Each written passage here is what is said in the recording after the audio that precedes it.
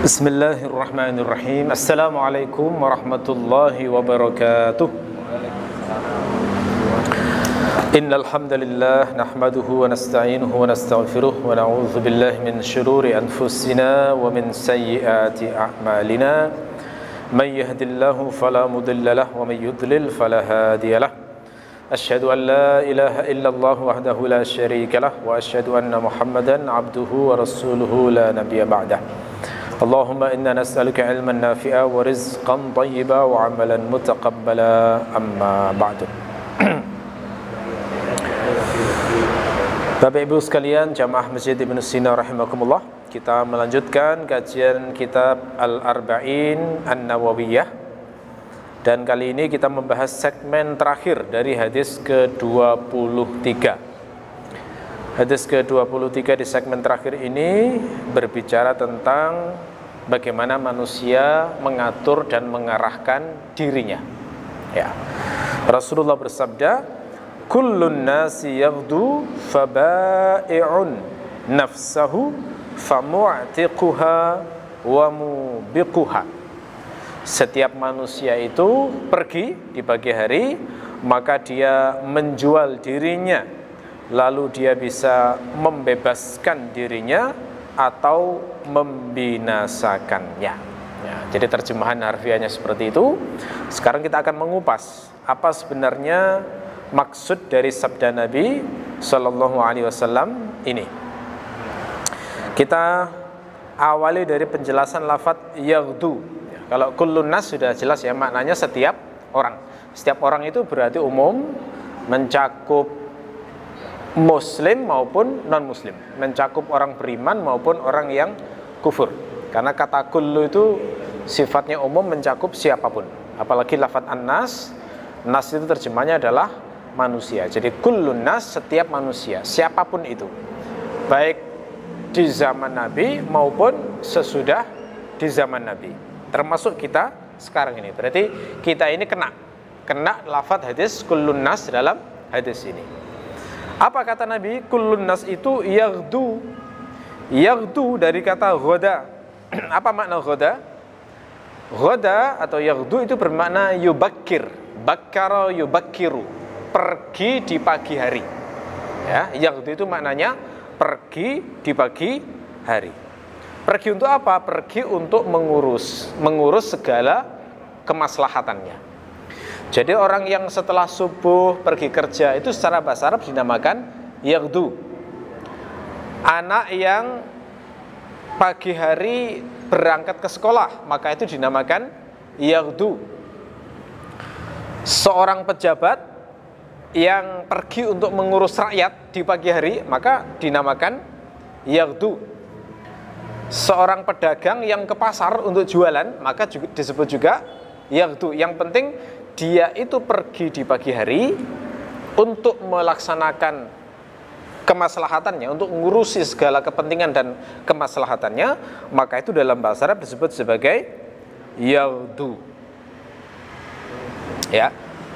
Makanya dalam Al-Qur'an juga itu ada perintah untuk berzikir, mengingat Allah, bertasbih, mensucikannya bil huduwi wal asal. Itu maksudnya di pagi hari dan sore hari. Nah, jadi yaghdu itu bentuk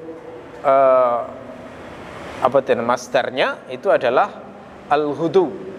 Al-hudu itu mengandung makna bukrah. Ya, di pagi hari, pergi di pagi hari. Lawan dari yaghdu adalah yaruhu. Jadi roha yaruhu itu maknanya raja'a bil asyi, pulang di waktu sore. Jadi kalau kita ketemu dalam hadis ada yaghdu wa yaruh, itu maksudnya pergi dan pulang, hilir mudik, pulang pergi gitu, ya. Maknanya seperti itu. Ya. Nah, Rasulullah di sini mengatakan bahwa kullun nasi yaghdu, setiap orang itu akan pergi di pagi hari, lalu kemudian faba'i'un nafsahu, dia itu punya potensi untuk menjual dirinya. Ya, menjual dirinya ini kemungkinannya nanti dua. Bisa menjual dirinya kepada Allah, bisa menjual dirinya kepada selain Allah. Jadi, nafsun itu bisa diterjemahkan diri, bisa juga diterjemahkan jiwa, bisa juga diterjemahkan roh, tergantung konteksnya. Jadi ini boleh juga diterjemahkan jiwanya. Faba'iun nafsahu itu berarti menjual jiwanya. Jadi setiap orang itu bisa menjual jiwanya kepada Allah, bisa juga menjual jiwanya kepada selain Allah. Menjual jiwa kepada Allah itu maknanya apa? Menjual jiwa kepada Allah berarti menaati Allah. Ya, memakai istilah menjual jiwa kepada Allah itu adalah mengorbankan. Ya, seakan-akan mengorbankan jiwanya demi mendapatkan ridho Allah. Karena hakikat agama ini memang intinya di pengorbanan. Kita itu intinya itu diuji dalam hal pengorbanan kita. Pengorbanan dalam urusan harta, pengorbanan dalam urusan kehormatan kita, juga pengorbanan dalam urusan jiwa. Contoh pengorbanan urusan harta apa? Kita diperintahkan bayar zakat. Itu kan harus mengorbankan harta supaya Allah ridho. Artinya kita rela membuang harta itu untuk pos yang dikehendaki oleh Allah, termasuk menafkahi. Itu kan hakikatnya adalah mengorbankan harta di pos yang diperintahkan oleh Allah. Kadang juga pengorbanan itu berupa kehormatan. Dan orang baik itu selalu diuji mengorbankan kehormatannya. Maksudnya bagaimana mengorbankan kehormatan itu? Yakni oleh Allah akan diuji dengan orang-orang yang akan menghina dia, yang akan menjelek-jelekan dia, yang akan memfitnah dia, yang akan mungkin menghancurkan reputasinya. Ya, itu kan kalau kita itu dapat fitnahan dari orang, dijelek-jelekan orang, digunjing, sebenarnya yang dilukai kan kehormatan kita itu. Yang dilukai adalah sebenarnya kehormatan kita. Karena kalau fisik kita nggak apa-apa, cuma psikis kita yang kena, gitu ya. Fisik kita nggak masalah itu, harta kita nggak berkurang, cuma psikis kita yang kena. Nah itu yang dinamakan irdun dalam agama, kehormatan. Nah kadang-kadang kita itu diuji mengorbankan kehormatan kita. Nah, orang yang bersedia mengorbankan kehormatannya karena Allah itu responnya kalau misalnya dihina orang, sikapnya diam, tidak membalas. Karena kalau membalas berarti tidak mengorbankan kehormatannya. Kalau membalas berarti pengennya kehormatannya ini tetap tetap dihormati begitu maunya. Kalau membalas. Tapi kalau diam berarti dia mengorbankan kehormatannya karena Allah. Nah, sikap saat disuudzoni, saat dikata-katai, saat digunjing, saat difitnah, saat disalahpahami, itu kalau petunjuk Quran itu memang diam, bukan balas, bukan klarifikasi. Petunjuk di Al-Quran itu adalah diam memang. Karena tidak ada manfaatnya menjelaskan pada orang yang memang tidak mencari kebenaran. Tidak ada manfaatnya itu. Orang yang sudah kadung benci, itu betapapun kita berusaha menjelaskan sampai berbusa-busa, nggak akan bisa diterima penjelasan kita. Itu beda dengan orang yang klarifikasi pengen cari tahu, itu beda. Tapi bagi yang membenci, yang sudah memang ingin mencari keburukan kita, itu nggak ada manfaatnya semua penjelasan. Karena itu ajaran dalam Al-Quran adalah diam. Apa buktinya disuruh diam? Buktinya kisahnya Maryam. Maryam ini kan wanita solehah, nggak pernah berhubungan dengan laki-laki. Hidupnya habis untuk menyembah Allah di masjid. Lah kok tiba-tiba hamil? Coba ini. Itu kan secara logika susah diterima. Sehingga orang itu berpikir logis, tidak mungkin hamil kecuali dia berzina, kan begitu. Dia belum menikah soalnya. Sehingga setelah itu rame sekali orang-orang mulai mengata-ngatai Maria, mulai memfitnah. Kemudian sudahlah, sampai omongannya jelek banget lah, kamu itu keturunan orang baik, saudaramu orang yang baik juga, kok tiba-tiba seperti ini, memalukan gitu ya. Terus omongannya kewasar, pokoknya jelek semuanya. Apakah Maryam itu menjelaskan? Tidak.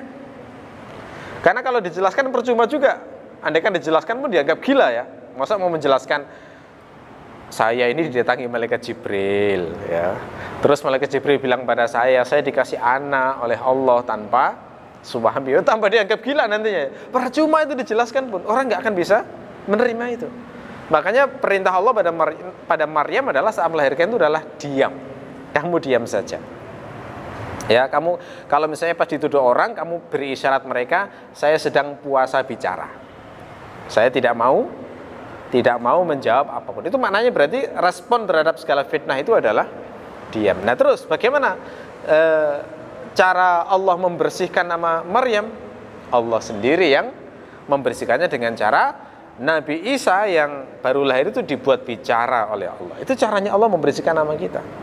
Jadi kalau kita itu diam fokus beramal soleh, nanti Allah sendiri yang membersihkan nama kita kalau memang kita tidak salah. Itu terjadi dalam banyak peristiwa ya. Seperti kisahnya tuduhan terhadap Aisyah, itu kan juga Allah sendiri yang membela. Karena Aisyah menjelaskan pun juga nggak diterima oleh orang-orang munafik waktu itu. Nah, itu contoh mengorbankan kehormatan. Kadang-kadang itu seorang mukmin itu hampir setiap mukmin akan mendapatkan ujian semacam ini. Kalau dia benar-benar berada di jalan Allah. Tidak mungkin ada orang yang beriman sejati terus dia itu dicintai semua orang. Nggak mungkin itu. Tidak mungkin. Kalau orang di mana-mana dicintai, itu justru menunjukkan pasti ada sifat nifak pada dirinya. Ada sifat munafik pada dirinya. Kenapa? Karena berarti dia hanya mau bicara yang menyenangkan orang yang diajak bicara itu. Jadi nggak pernah mau bicara ngomong jujur apa adanya, tegas sesuai kebenaran. Ya, karena orang kalau prinsipnya adalah ngomong benar, itu akan tiba suatu masa di mana omongannya itu nggak disukai oleh sebagian orang, pasti itu. Seperti Rasulullah. Rasulullah itu orang yang sangat baik, jujur, akhlaknya mulia. Tapi tiba suatu masa di mana beliau harus menyatakan tradisi kalian ini batil, menyembah berhala ini adalah kemusyrikan yang benci Allah, nanti akan menjadi bahan bakar api neraka. Itu kan menyinggung banget oleh masyarakat Quraisy, sehingga beliau akhirnya dibenci karena dianggap merusak tatanan masyarakat Quraisy. Seperti ini, watak orang kalau memegang kebenaran tidak mungkin menyenangkan semua orang, tidak mungkin, mustahil itu. Jadi kalau setiap orang mencintai orang ini, ya justru itu menunjukkan di dalam dirinya ada sifat nifak, ada sifat munafik, ada sifat hipokrit yang dia nggak berani ngomong kebenaran demi mendapatkan ridho manusia. Ya, jadi orang baik, orang soleh itu ada saatnya pasti akan diuji dengan ucapan buruk dan kebencian orang lain. Nah, disitulah saatnya dia diuji apakah bisa mengorbankan kehormatannya untuk Allah. Termasuk mengorbankan nyawa. Kadang-kadang seorang mukmin itu diuji pengorbanan nyawa. Misalnya seperti syariat jihad, itu kan mengorbankan nyawa dia. Jihad itu adalah ujian pengorbanan nyawa. Termasuk ketika seseorang itu dikasih sakit kemudian meninggal, itu juga ujian pengorbanan nyawa. Apakah mau menerima takdir Allah sakit itu kemudian meninggal karena sakit tersebut. Termasuk juga misalnya seseorang yang dihukum karena sebuah maksiat. Misalnya seperti Al-Ghamidiyah di zaman Nabi, wanita yang berzina, lalu kemudian dia bertobat, mau dirajam oleh Nabi, itu maknanya berarti mengorbankan nyawanya demi tobat supaya Allah ridho. Nah, din itu memang intinya adalah, esensinya sesungguhnya adalah pengorbanan. Nah, jadi orang, kalau di sini dikatakan seorang hamba itu menjual dirinya kepada Allah, itu maknanya berarti dia mengorbankan dirinya supaya membuat Allah itu menjadi ridho. Kadang-kadang nggak sampai jiwa, kadang-kadang hanya tenaga saja. Nah, ini yang selama ini, yang setiap hari menjadi ujian kita. Sholat itu kan ujian Allah mengorbankan tenaga. Tenaga mestinya dibuat yang lain, tapi digunakan untuk sholat supaya Allah itu ridho. Puasa itu juga ujian yang nggak sampai nyawa, hanya tenaga saja. Kita diuji lapar, diuji haus demi membuat Allah ridho. Kadang kombinasi antara harta juga tenaga. Misalnya haji. Nah, kalau haji ini kombinasi antara harta dan tenaga, pengorbanan harta sekaligus pengorbanan tenaga. Nah, esensinya din itu adalah pengorbanan. Semua hal itu diujikan oleh Allah, diujikan oleh Allah, sehingga tahu siapa yang mau berkorban untuk Allah dan siapa yang tidak. Ya, jadi dari lafadz ini kullun nas yaghdu faba'i'un nafsahu, itu bisa dipahami bahwa setiap orang di pagi hari itu semuanya punya potensi yang sama.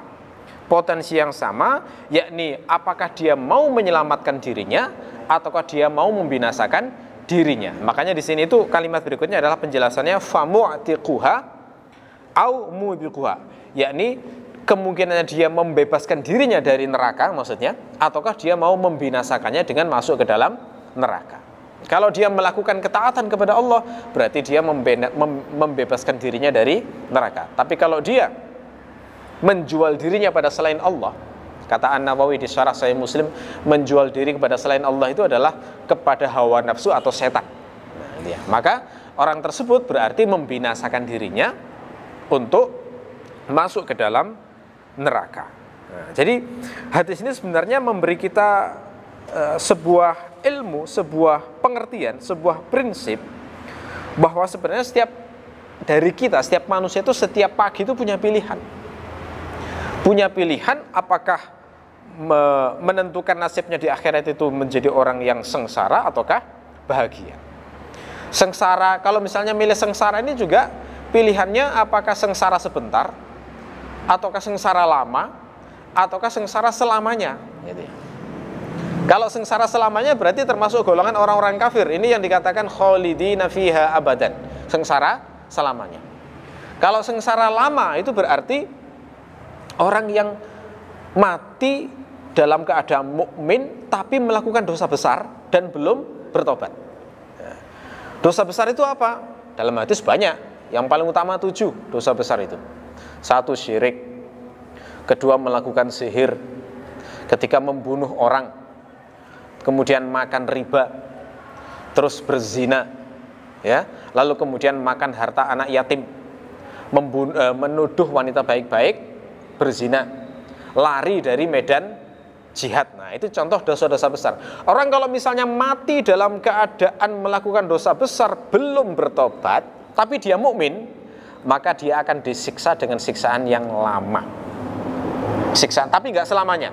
Siksaan yang lama. Kan kadang-kadang kita mendengar berita seperti itu ya. Orang meninggal dalam keadaan melakukan dosa besar. Saya pernah membaca berita ada seorang bapak-bapak mungkin usia 50 tahun meninggal di hotel. Kenapa? Ya, dia pesen perempuan, lalu kemudian jantungnya nggak kuat, tewas. Nah, kan ada orang-orang seperti itu. Itu berarti dia meninggal dalam keadaan melakukan dosa besar. Ada yang meninggal dalam keadaan mabuk, loh, ada. Mabuk bareng-bareng terus tewas, ada. Meninggal dalam keadaan membunuh orang lain, ada. Meninggal dalam keadaan masih memakan riba, ada. Nah, itu banyak. Orang-orang semacam ini ketika dia mukmin, maka dia statusnya tetap mukmin, tetapi karena dosanya dia harus dicuci dulu di neraka. Dan karena melakukan dosa besar, maka durasinya lama. Berapa lama? Hanya Allah yang tahu. Tapi saya pernah mendapatkan satu riwayat, ada orang mukmin yang disiksa Allah itu dalam waktu dalam durasi 70.000 tahun. Oh, itu sudah ngeri ya. 70.000 tahun itu ngeri loh, itu sudah ya. Ngeri. Kalau yang disiksa selamanya lebih ngeri lagi ini. Ini saya menemukan di Injil Barnabas. Di Injil Barnabas. Injil Barnabas itu Injil yang paling dekat dengan Islam ajarannya. Ditulis oleh Barnabas, muridnya Nabi Isa. Ya. Itu di sana ada keterangan Nabi Isa itu mengajarkan perumpamaan supaya mengerti durasi siksaan di neraka. Bagaimana itu perumpamaannya? Kata Nabi Isa begini. Sesungguhnya, ini saya bahasakan ulang dalam bahasa Indonesia ya. Nabi Isa itu mengatakan, seandainya bumi ini dipenuhi beras, seandainya bumi ini seluruhnya dipenuhi beras, lalu kemudian datang seekor burung mematuk satu beras, kemudian terbang tinggi ke angkasa, dan dia tidak kembali sebelum genap 100 tahun. Begitu sudah 100 tahun dia balik lagi untuk mematuk satu butir beras tadi, lalu pergi lagi dan tidak kembali lagi sebelum 100 tahun, dan terus berulang semacam itu sampai seluruh isi bumi ini habis dari beras itu, maka siksaan di neraka itu masih lebih lama dari itu. Nah, ini kan gambaran yang memudahkan kita apa makna khalidina fiha itu ya. Siksaan di neraka itu lamanya semacam itu. Kata Nabi Isa dalam Injil Barnabas itu, seandainya orang itu disiksa dalam waktu sampai habisnya beras-beras itu masih ada kegembiraan dalam hatinya. Kenapa? Karena ada harapan lepas juga dari neraka. Tapi orang kafir tidak ada harapan lepas dari neraka. Itu yang ngeri ya. Itu makna khalidina fiha. Sementara mukmin yang lama tadi itu hitungannya puluhan ribu tahun. Itu ngeri itu. Zaman sekarang ada orang yang oleh Allah hanya diuji sakit ambeien misalnya, selama 5 tahun. Itu aja banyak yang nggak tahan terus bunuh diri loh. Ada itu. Kan banyak tuh kisah-kisah orang yang bunuh diri karena nggak tahan sakit. Itu banyak itu. 5 tahun kena sakit apa stroke itu terus meleh bunuh diri terjun ke sungai. Itu saya baca beritanya, Masya Allah ada orang seperti ini. Terus bayangkan jika disiksa sampai ribuan tahun. Itu ngeri banget. Tapi ada pula yang disiksa hanya sebentar saja. Ya ini orang-orang yang mati dalam keadaan belum diampuni dosanya oleh Allah sebagian, maka dia harus disiksa dan sebentarnya juga hanya Allah yang tahu. Tapi walaupun sebentar, dalam hadis Nabi dikatakan, satu celupan siksaan di neraka itu menghilangkan seluruh kenikmatan di dunia. Jadi semua nikmat dan bahagia dunia itu hilang semua setelah dicelup satu kali celupan di neraka. Sebentar aja kayak begitu loh ya. Apalagi dalam waktu yang lama, cuma satu celupan saja. Termasuk ketika di surga, satu celupan kenikmatan di surga, satu celupan kenikmatan di surga itu akan melupakan seluruh kesengsaraan yang ada di dunia. Jadi sesengsara apapun dunia sudah nggak ada lagi rasanya, sudah hilang semua karena satu nikmat yang dahsyat di akhirat. Ya, jadi seperti itu. Ya. Jadi setiap kembali ke sini, setiap orang itu punya potensi untuk membinasakan dirinya atau menyelamatkan dirinya. Ya. Nah, hadis yang semacam ini itu juga diriwayatkan oleh sejumlah riwayat yang lain dengan makna yang mirip. Ya, misalnya dalam Musnad Ahmad, Rasulullah bersabda kepada Ka'ab bin Ujarah, "An-nasu ghadiyani famubta'un nafsahu famu'tiquha wa ba'i'un nafsahu famubiquha." Manusia itu dua macam. Ada yang menjual, ada yang membeli jiwanya kemudian membebaskannya, ada pula yang menjual jiwanya lalu membinasakannya. Riwayat lain dalam Al-Mu'jam Al-Awsat karya At-Tabarani, "An-nasu ghadiyan faba'i'un nafsahu famubiquha wa fadin nafsahu famu'tiquha." Manusia itu ada dua macam yang pergi di pagi hari. Ada yang menjual dirinya kemudian membinasakannya, ada yang menebus dirinya kemudian dia membebaskannya. Nah, ini juga mirip dengan ayat dalam Al-Quran surat Asy-Syams. Allah berfirman, "Wa nafsi wa ma sawwaha fa'alhamaha fujuraha wa taqwaha qad aflaha man zakkaha wa qad khaba man dassaha." Sungguh beruntung orang yang menyucikan jiwanya dan sungguh rugi orang yang mengotorinya. Nah, yang membersihkan jiwanya ini yang membebaskan jiwanya dari neraka. Bagaimana menyucikan jiwanya? Menyucikan jiwanya adalah dengan melakukan ketaatan-ketaatan kepada Allah. Mengotori jiwanya bagaimana? Mengotori jiwanya adalah dengan melakukan maksiat-maksiat kepada Allah Subhanahu wa ta'ala. Ya. Ya, jadi ini pesan penting dari hadis Nabi supaya kita itu selalu sadar bahwa setiap pagi itu kita punya pilihan. Setiap pagi kita punya pilihan. Apakah kita berusaha keras untuk membebaskan diri kita dari neraka, ataukah justru kita senang hati membawa diri ke neraka. Ada satu riwayat yang bagus dari seorang sahabat yang melaksanakan hadis ini dengan baik, yakni Abu Hurairah. Ya, Abu Hurairah itu diriwayatkan, ini luar biasa amalan Abu Hurairah. Beliau itu mengatakan, "Inni la astaghfirullah wa atubu ilaihi kulla yaumin 12,000 marratin wa dzalika ala qadri daini atau ala qadri diyati." Aku ini sesungguhnya meminta ampun dan bertobat kepada Allah setiap hari 12.000 kali. Jadi amalannya Abu Hurairah itu adalah istighfar 12.000 kali. Ini kaitannya dengan apa? Kaitannya dengan ukuran di zaman itu, nilai diat itu kira-kira 12.000 dirham. Ya. Jadi kalau mungkin 1 dirham sekarang itu, kalau sekarang harga 1 gram perak itu 30 ribuan kira-kira. 1 dirham itu kan kira-kira 3 graman perak. Jadi sekitar 100 ribu kalau ukurannya harga perak.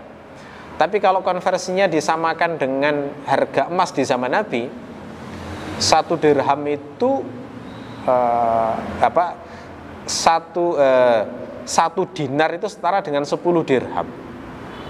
Ya, 1 dinar itu setara dengan 10 dirham. Berarti 1 dirham itu kira-kira kalau zaman sekarang itu hampir 400 ribu 1 dirham. Ya, jadi kalau misalnya diat satu orang 12.000 dirham, yaitu miliaran lah kira-kira sudah. Nah, seakan-akan Abu Hurairah itu memahami dirinya ini sedang berada dalam kondisi tertawan yang hanya bisa ditebus dengan tebusan amal soleh, gitu ya.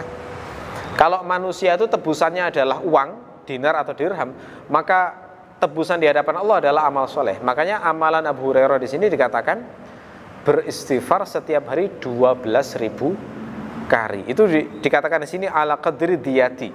Jadi setara dengan nilai diatku. Berarti tujuannya memang ingin membebaskan dirinya dari neraka.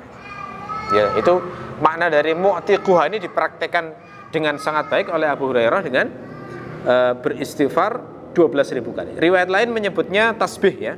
Ada yang menyebut tasbih, bertasbih sebanyak 12.000 kali. Ini hampir sama. Ya. Ada juga kisahnya Habib Al-Farisi yang diceritakan menafkahkan hartanya dalam sehari 40.000 dirham. Oh, ini luar biasa dia, 40.000 dirham. Saya pernah menghitung 4.000 dirham itu sekarang itu kira-kira 1,2 miliar. Itu 4.000 dirham. Kalau 10 dirham kan berarti kira 2 kalinya, mungkin hampir 5 miliar ya. Ini ada orang yang sedekahnya 10 dirham sehari sebanyak 4 kali. Berarti kira-kira 5 miliar kali 4. 20 miliar dalam sehari. Ya, kenapa kok Habib Al-Farisi ini bersedekah sebanyak itu? Ya, suatu saat beliau itu ikut ngaji.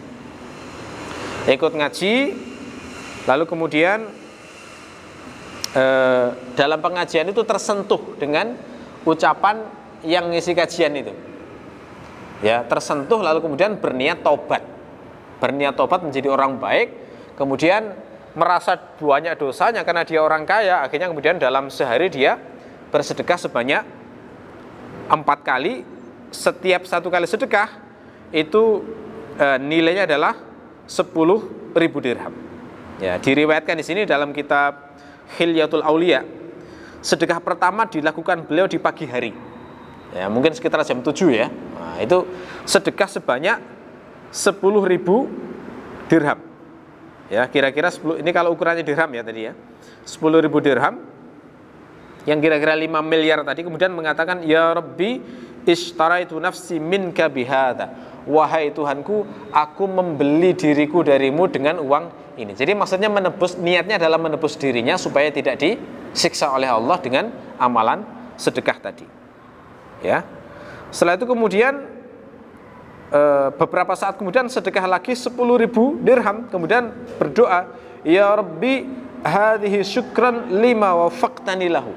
Ya Allah, ini aku sedekah lagi dengan niat bersyukur, berterima kasih kepadamu karena engkau memberi taufik, memberi bantuan kepadaku sehingga aku bisa melakukan amal soleh. Nah, jadi amal soleh niatnya adalah bersyukur karena bisa bertobat itu tadi. Lalu in lam taqbal minnil ula wasaniyah faqbal hadhihi. Ya Allah, kalau yang sedekah pertama dan kedua tadi tidak engkau terima, maka tolong terimalah yang ini. Jadi sedekah yang ketiga ini karena khawatir sedekah yang pertama yang kedua tadi enggak diterima oleh Allah. Ini sifatnya orang soleh ya. Orang soleh itu kalau beramal itu senantiasa khawatir amalnya tidak diterima oleh Allah. Jadi enggak keburu membanggakan dulu. Kalau orang yang tertipu itu sudah sedekah itu belum tahu diterima Allah sudah dibangga-banggakan ya. Alhamdulillah. Saya kemarin korban sapi 10 gede-gede. Sudah dibanggakan dulu ada. Padahal nggak tahu diterima Allah apa tidak. ya kan?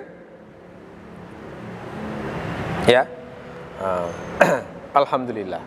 Itu masjid sebesar itu, termasuk pondok sebesar itu, termasuk panti asuhan itu, semuanya saya yang biaya itu. Dijelas-jelaskan, disampaikan dengan penuh kebanggaan. Ini kita khawatir tertipu hatinya, karena diterima saja belum tahu, kok berani sekali dibangga-banggakan. Sebuah amal soleh itu kalau baik, Allah sendiri yang akan menampakkan, Allah sendiri yang akan mempopulerkan. Nggak perlu usaha kita untuk menjelaskan, nggak perlu. Kalau memang diterima oleh Allah, Allah sendiri akan menunjukkan, itu loh fulan beramal semacam ini, maka tirulah. Nah, akan menginspirasi orang lain untuk meniru. Jadi nggak perlu usaha kita untuk mempopulerkan dan membuat tahu, tidak perlu. Kalau bisa sedapat mungkin malah sembunyikan. Kita sendiri kalau sedapat mungkin menyembunyikan. Tapi sedekah terang-terangan boleh ya, asalkan tetap serius untuk menjaga keikhlasannya. Ini saking hati-hatinya di sedekah 3 itu, karena khawatir yang pertama dan yang kedua ditolak oleh Allah. Karena mungkin saja ya, orang namanya sedekah itu godaannya kan banyak ya. Ketika sedekah kemudian harapannya semoga aku dikenang sebagai orang baik, pernah ngasih orang ini. Kan kadang-kadang ada godaan semacam itu. Saat ngasih kemudian ada perasaan, saat aku mudah-mudahan kalau pas aku butuh dia juga bisa membantu saya di saat-saat sulit saya. Nah, ini kan ada pamrihnya, dibalas saat dirinya butuh. Ya, kadang pamrihnya adalah pengen harum namanya di masyarakat tertentu atau di komunitas tertentu. Ini juga menghancurkan amal soleh. Jadi ya, makanya sedekah yang ketiga seperti itu.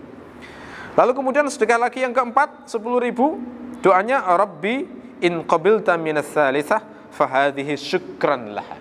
Ya Allah, kalau engkau menerima sedekahku yang ketiga tadi, maka ini adalah rasa syukurku kepadamu. Nah, kayak begini ya. Jadi selama 1 hari sedekah 4 kali dengan nilai yang gede semacam itu, ya. Ini adalah contoh penerapan yang luar biasa dari seorang hamba yang taubat kepada Allah, memahami betul hadis an-nasu yaghdu, kullun nas yaghdu faba'iun nafsahu. Setiap orang itu pergi di pagi hari kemudian menjual dirinya. Ya, apakah membebaskannya dari neraka ataukah membinasakannya? Ya. Nah, semacam ini, riwayat-riwayat semacam ini di generasi salaf itu banyak sekali. Ya. Nah, adapun dalam hadis itu ternyata ada amalan-amalan khusus yang itu diterangkan memang bisa membebaskan seseorang dari neraka. Nah, sebelumnya saya ingin menekankan dulu, menggarisbawahi makna membebaskan dari neraka. Apa sebenarnya makna membebaskan dari neraka? Maknanya sebenarnya begini. Setiap dosa yang kita lakukan itu kan pasti tercatat. Ayatnya kan begitu ya. Faman ya'mal mithqala dzarratin khairan yarah wa may ya'mal mithqala dzarratin syarran yarah. Barang siapa melakukan keburukan sebesar zarrah, maka dia pasti akan melihat. Ini menunjukkan bahwa setiap dosa kita, kecil ataupun besar, itu pasti akan tercatat, pasti akan melihat nanti di akhirat. Ini beda dengan soal pengampunan nanti, itu beda lagi. Dari sisi tercatatnya dan pasti akan diperlihatkan, itu pasti setiap kita akan melihat dosa-dosa kita. Karena lafadznya di sini pakai kata zarrah. Zarrah itu adalah lafadz yang luar biasa. Di zaman Nabi, kalau disebut zarrah, kata sebagian sahabat, zarrah itu maknanya adalah engkau menempelkan ujung jarimu pada tanah, pada debu, kemudian kamu mengangkatnya, lalu kamu melihat ada butiran debu pada jarimu yang menempel tadi.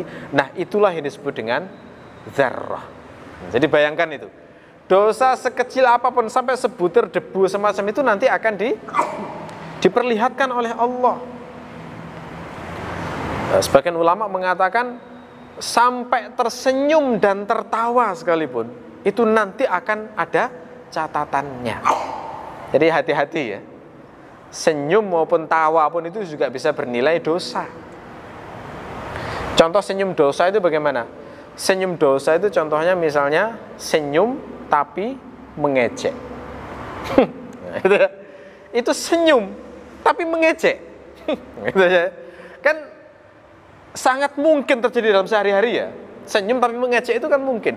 Mengejek orang lain yang dianggapnya misalnya lemot gitu ya, kok nggak paham-paham sih, gitu ya, mengejek. Itu dosa loh kayak begitu itu, nggak boleh itu. Kenapa? Karena ada hadis yang melarang kita untuk meremehkan orang lain. Bihasbi imri'in minasyarri an yahqira akhahul muslim. Sudah cukup dikatakan buruk kalau orang itu meremehkan seorang muslim, saudaranya. Itu dosa itu. Termasuk senyum. Senyum itu juga bisa bernilai dosa. Senyum mengejek, senyum mesum misalnya ya. Senyum mesum pada orang yang tidak halal itu kan dosa itu. Kan tidak boleh itu. Kalau kepada istri jadi pahala. Tapi kalau pada tetangga, istrinya tetangga, loh itu jadi dosa itu. Itu senyum-senyum yang dosa. Makanya benar kalau para ulama mengatakan tertawa dan senyum sekalipun itu bisa jadi dosa itu. Karena termasuk dosanya termasuk dzarrah. Nah, ketika sudah tercatat lalu orang tidak beristighfar, tidak meminta ampun, itu kan ada balasannya di akhirat itu. Balasannya apa? Ya disiksa. Balasannya disiksa itu. Ya. Nah, sekarang bayangkan kalau dosa-dosa sekecil itu aja ada balasannya itu, gimana dengan dosa yang lebih besar? Makanya kita pernah mendengar ada hadis yang mengatakan ada seorang wanita rajin sholat malam tapi masuk neraka. Kenapa? Karena dia menyakiti tetangganya dengan lisannya. Loh, omongan jeleknya tetangga bisa menjadi penyebab ke neraka. Gitu. Ada orang masuk neraka gara-gara omongan yang kasar. Wah, ini kan keahlian emak-emak ya. Aduh, emak-emak itu kalau ngomong itu Masya Allah pedes itu. Di medsos itu saya kalau membaca komentar-komentar emak-emak itu ngeri ya. Waduh, seperti ini ya. Wajar ya kalau di hadis itu dikatakan begitu. Susah jaga lisannya itu. Kalau pas nggak sewenang benci sama orang itu, wah ngomongnya wis nggak terkontrol itu. Padahal bisa memasukkan ke neraka itu, bener itu. Kan ada hadisnya itu yang mengatakan bahwa kebanyakan yang membuat orang masuk neraka itu dua lubang. Lubang mulut dan lubang kemaluan. Lubang mulut itu omongan tadi. Lubang kemaluan adalah perzinaan tadi. Itu yang paling banyak membuat manusia masuk ke neraka. Katakanlah 50% lebih orang masuk neraka itu karena dosa mulut dan dosa kemaluan. Ya, itu. Ada orang yang masuk neraka gara-gara seekor kucing. Loh, ada itu. Gimana itu? Melihara seekor kucing, terus kucingnya itu diikat, tidak dikasih makan, akhirnya mati gara-gara tidak bisa makan dan tidak bisa berburu. Ini kan menzolimi kucing. Karena kucing itu kan makhluk Allah yang kalau dilepaskan di alam liar, Allah yang ngasih rezeki, dijamin rezekinya oleh Allah. Tapi begitu sudah kita ikat, sudah kita masukkan kandang, sudah kita bawa di rumah, kita yang wajib untuk menafkahinya. Kalau sampai dilalaikan, dosa itu. Dosa. Hati-hati yang punya ikan di akuarium ya. Jangan sampai lupa ngasih makan terus mati. Bisa ke neraka itu gara-gara ikan itu ya. Nauzubillah min dzalik. Jangan sampai. Kalau nggak bisa ngurus makannya, lepaskan di sungai. Tapi kalau berani menjamin makan ikannya, enggak apa-apa. Makanya orang punya piaraan terus pergi dari rumah itu harus jelas siapa yang dipeseni untuk menafkahinya, untuk ngasih makan. Jangan sampai masuk neraka gara-gara hewan piaraan. Itu ada hadisnya itu. Nah, ada orang yang saking seringnya berbuat dosa, banyak melakukan dosa, terus dia itu tidak istighfar, dia tidak tobat. Akhirnya oleh Allah kemudian dicatat orang ini pasti masuk neraka. Tercatat sebagai masuk neraka. Jadi di dunia ini sudah ada catatannya bahwa orang ini berhak masuk neraka. Nah, ini contoh orang-orang yang karena dosanya sudah akan pasti masuk neraka. Tetapi karena dia melakukan amal-amal tertentu, maka status masuk neraka ini bisa di-cancel. Ya. Status masuk neraka ini bisa di-cancel. Nah, pengcancelan itulah makna dari dibebaskan dari api neraka. Gitu ya. Jadi kalau ada hadis yang mengatakan Allah membebaskan dari api neraka, berarti maknanya orang ini sebenarnya aslinya layak masuk neraka. Tapi karena dia melakukan amal-amal tertentu, maka dia dibebaskan dari api neraka, maknanya di-cancel, nggak jadi dijadikan penghuni neraka. Berdosa betul. Catatan dosanya ada itu nanti. Apakah melihat nanti di akhirat? Iya, diperlihatkan oleh Allah. Tapi karena amal tertentu, maka Allah mengatakan, kamu aku maafkan, tidak jadi ku masukkan ke dalam neraka. Itu makna membebaskan dari neraka. Nah, oleh karena itu menjadi penting bagi kita untuk mengetahui apa saja amal-amal yang membuat kita bisa terbebas dari neraka. Saya sebutkan yang paling penting. 1. Wukuf di Arafah. Nah, itu ada hadisnya itu. Wukuf di Arafah itu kan perjuangan betul ya. Kalau orang ngerti ilmunya ya. Kalau nggak ngerti ilmunya, wukuf di Arafah itu salah menggunakannya.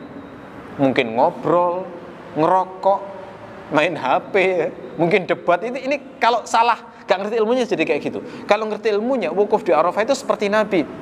Begitu masuk waktu zawal, selesai sholat zuhur jamaah dengan asar, maka Rasulullah itu berwukuf, berdoa, menyembah Allah mulai waktu zuhur sampai terbenam matahari. Dalam keadaan kena sinar matahari. Itu wukuf yang paling afdal. Ya, tapi hari ini berat ya, karena suhunya di sana 40 lebih itu. Berat banget ya. Kalau zaman dulu mungkin belum ada perubahan iklim ya. Mungkin masih belum sampai segitu. Saya menduga di zaman Nabi mungkin suhunya masih 36, 37, panas tapi masih bisa ditanggung ya. Gitu. Karena hadisnya di sini tuh memuji yang wukufnya itu di kena sinar matahari. Dohina, lafadznya begitu. Dibanggakan Allah tuh karena menyembah Allah dalam keadaan terkena sinar matahari. Ya, jadi lafadz hadisnya begini. Ya,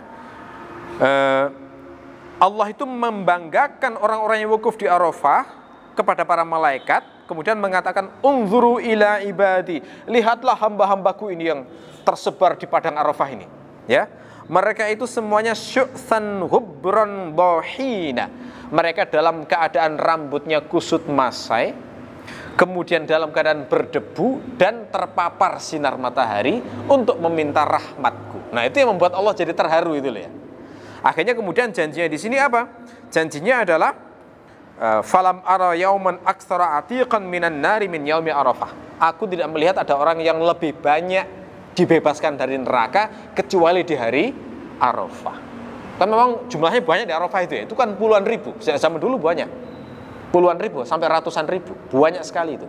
Jadi bisa jadi orang-orang yang diwukuf di Arafah itu dulunya ahli mabuk, ya. Mungkin dulunya ahli zina, ya. Mungkin dulunya melakukan dosa A, B, C. Tapi karena wukuf seluruh di Arafah, taubat minta maaf pada Allah sampai nangis kepada Allah, di-cancel statusnya sebagai ahli neraka.